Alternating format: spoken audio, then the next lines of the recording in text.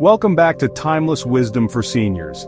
This is the first part of a two-part series, so watch out for part 2. Today we're talking about something deeply personal, something many of us will face or already have. When your spouse passes before you, the world changes. The silence feels louder. The days feel longer.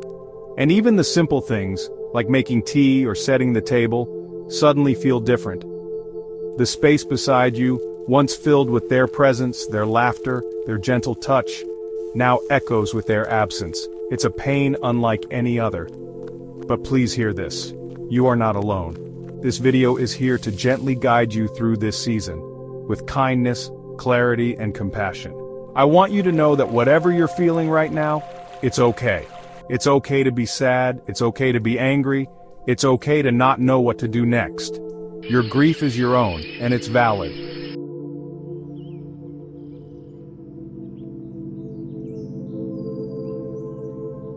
Grief is not something to get over, it's something to go through. And dear friend, you are allowed to feel every bit of it. When we lose a partner, someone who shared our home, our history, our habits, there's a hole that no one else can fill. You don't need to hide your tears or smile when you don't feel like it. You've earned the right to mourn. Let the tears come when they need to come. Don't judge your grief or compare it to anyone else's. There's no right or wrong way to grieve.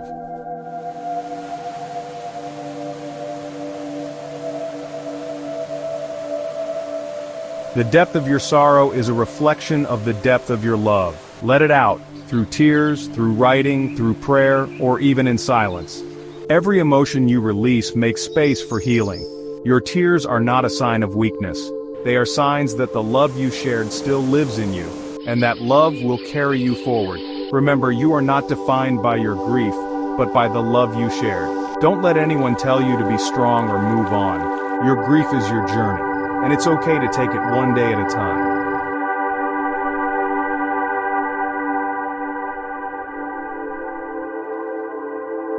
Honey, let me tell you, grief doesn't come with a handbook or a calendar. It doesn't care about birthdays or anniversaries. It just shows up, sometimes whispering, sometimes roaring. You might have days, weeks, even months where you feel like you're finding your way back to the light. And then, something small, a song on the radio, a familiar scent, a memory flashing by, can bring back a wave of sadness. And that's okay. That's just your heart remembering how much you loved them. It's not a setback, it's just part of the journey. There's no right or wrong way to grieve. Don't let anyone tell you to move on, or that you've grieved enough. This is your journey, your pace. Your heart will heal in its own time, and remember, healing doesn't mean forgetting. It's about learning to carry the love with you in a way that allows you to keep living, keep breathing, keep hoping.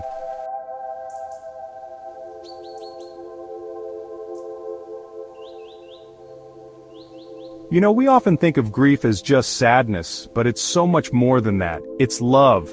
It's the echo of a love so profound, so life-changing, that it doesn't disappear when the person we love is gone. It stays with us. And sometimes that love pours out of us as tears. Don't be afraid of those tears. They are not a sign of weakness. They are a testament to the power of the love you shared. Every tear you cry is a drop of love for the one you've lost. It's a way of honoring the bond you had, the memories you made, the life you built together. Your tears are telling the world this person mattered, and I will never ever forget them.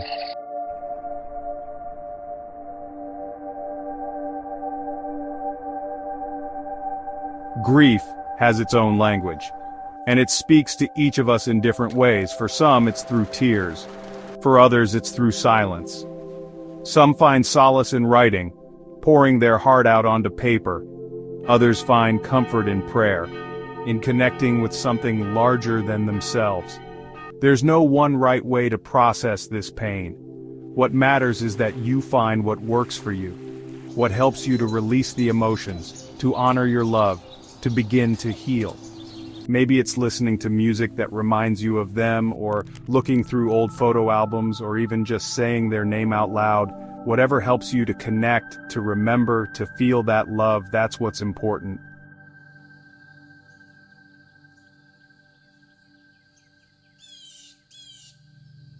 After a loss, the silence can be deafening. You yearn for their voice, their laughter, even the sound of their footsteps in the hallway.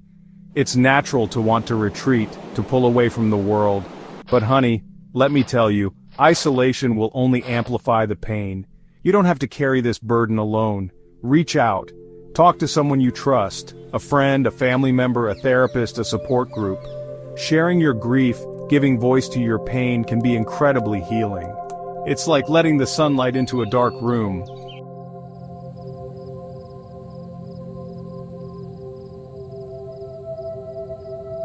Sometimes just saying the words "I miss them" or "I'm struggling today" can make a world of difference. It can release the pressure, lighten the load. Remember, you are not a burden, you are loved, and those who love you want to be there for you, to offer support, to listen without judgment. Don't be afraid to ask for help when you need it. Whether it's a shoulder to cry on, a listening ear, or even just someone to help with errands or chores. People want to help, let them. It's a way for them to show their love for you and for the person you've lost.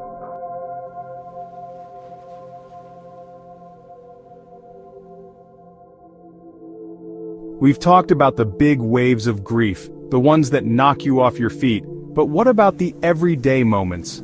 The quiet times when the absence of your loved one is felt most keenly. It's in these moments, my dears, that gentle rituals can become lifelines. Think about the little things you shared, a morning cup of coffee, a favorite song, a walk in the park. These were the threads of your life together, and they still hold meaning. You can choose to weave those threads into your day, creating a tapestry of love and remembrance.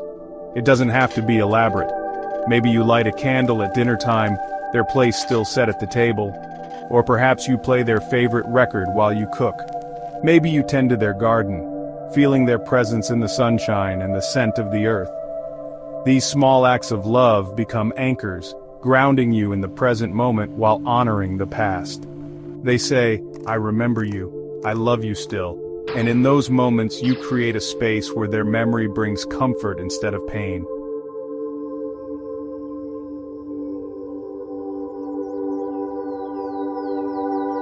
One of the most powerful rituals you can create is a daily practice of writing. Not a to-do list, my dears, but a love letter to your heart. Find a beautiful journal, one that feels good in your hands. Each morning, or perhaps before you sleep, spend a few moments writing to your loved one. Tell them about your day, your dreams, your fears. Share a happy memory, a funny observation, a simple "I miss you." This isn't about grammar or perfect prose. It's about connection. It's about keeping those lines of communication open, even if only in the quiet space of your own heart. And as you write, you may find yourself surprised by what surfaces, memories you'd forgotten, emotions you'd buried deep. Let them come. Let the words flow, and with them the tears, the laughter, the healing. Because in those moments of honest expression, you're not just holding on to their memory, you're holding on to yourself. You're saying, "I'm still here, I'm still healing, and I will find my way through."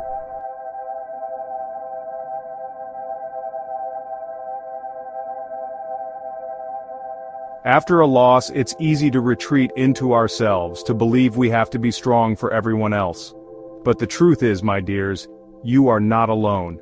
You are loved, deeply and truly, by people who want to support you through this difficult time. Let them. It's okay to not be okay. It's okay to ask for help. It's okay to let others bring you a meal, fold your laundry, or simply sit with you in silence. These acts of kindness aren't a burden. They're a blessing, both for you and for those who care about you. Remember, you don't have to go through this alone. Open your heart to the love that surrounds you. Let your friends and family be your village, your circle of support, your shoulder to cry on.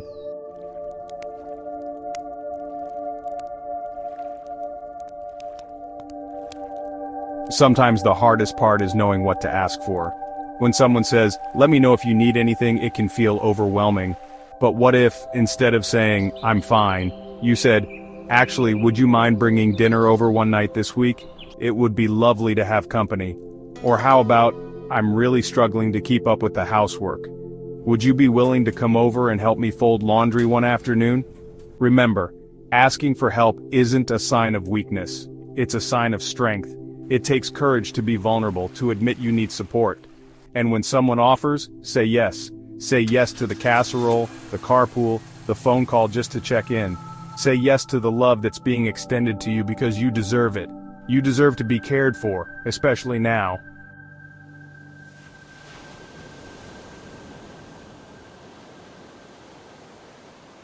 We all wish there was a roadmap for grief, a step-by-step guide to navigating this unfamiliar territory. But the truth is, my dears, grief doesn't follow a straight line. It ebbs and flows like the tide, sometimes gentle, sometimes fierce. Just when you think you're finding your footing, a wave of sadness can knock you off your feet. It might be a song on the radio, a familiar scent, a sudden memory that appears out of nowhere. These unexpected moments of grief can be disorienting. You might think, I thought I was doing better than this. But it's important to remember that there's no right or wrong way to grieve. There's no timeline for healing.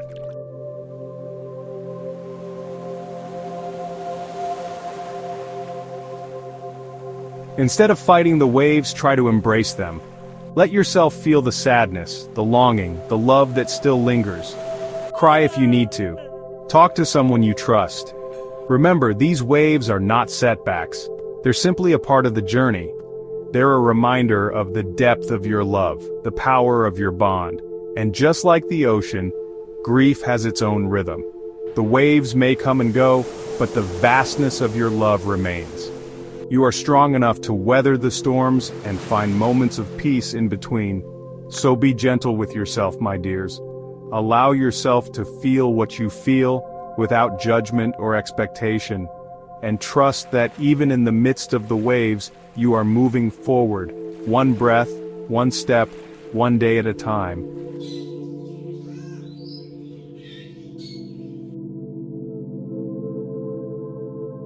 Losing a spouse, my dear, it's like losing a piece of your own heart. It makes you question everything, who you are, what your purpose is, even how to face the future. It's natural, so natural to wonder, what now? Who am I without them? But here's the thing, the beautiful truth that will emerge as you heal. You are still here. And your life, precious, precious life, it's still yours to live. It's not about forgetting, no, it's about moving forward with their love as your compass. You're not replacing them, no. You're learning to carry their love with you as you step bravely into the next chapter. You'll find sometimes in the quietest moments that their love becomes a strength, guiding you, whispering possibilities. And you know, sometimes those possibilities come in the smallest packages. The gentle unfolding of a new day, the warmth of the sun on your face, the laughter of a loved one. These are not distractions, my friend, but gentle reminders that life continues, and so can you.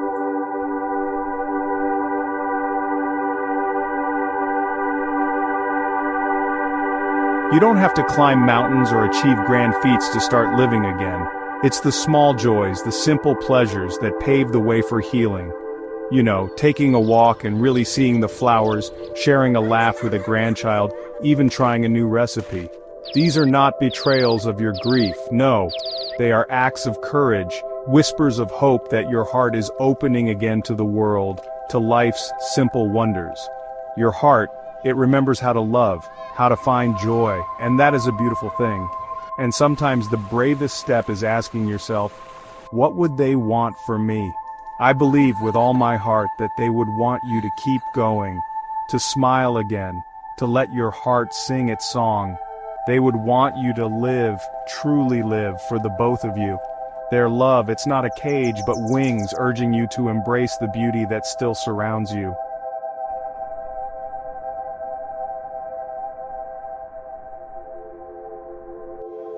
There's a unique kind of comfort, a sacred space, that opens up when you sit with others who understand the depth of your loss. Support groups, they offer this incredible gift of connection without pressure, without judgment. You can share your story, let the tears flow freely, or simply listen as others do the same. There's no right or wrong way to grieve, only your way. And in the presence of others who've walked a similar path, you'll find that your way is perfectly okay. Frank, a wonderful man I met, He lost his wife of 60 years and found solace in a support group at his local senior center. At first he just listened, taking comfort in the shared silence. But slowly, week by week, he began to share stories of their life together, the laughter, the love, the Sunday morning rituals they held dear. It helped me remember her with smiles, he told me, not just tears.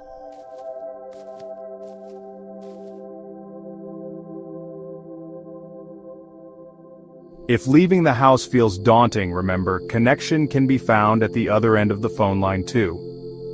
Reach out, my friend, to someone you love, someone who knew and loved your spouse. Sometimes a 5-minute conversation, a shared memory, a moment of understanding, that's all it takes to feel a little less alone, a little lighter. You were never meant to carry this burden in silence. Let others share the weight. You are loved. Remember that. And your loved ones, they want to be there for you, to offer a listening ear, a shoulder to cry on, or simply a moment of distraction. Allow them to love you through this. Grief may feel isolating, but you, my friend, you are not alone.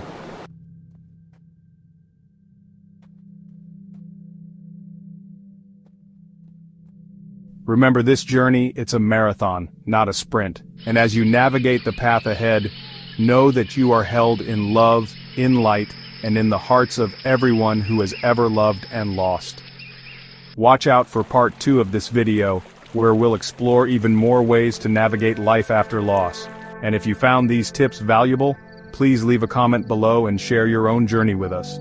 If you haven't already, please subscribe to the channel and hit that notification bell so you don't miss out on any new videos. Until then, take care of yourselves and each other.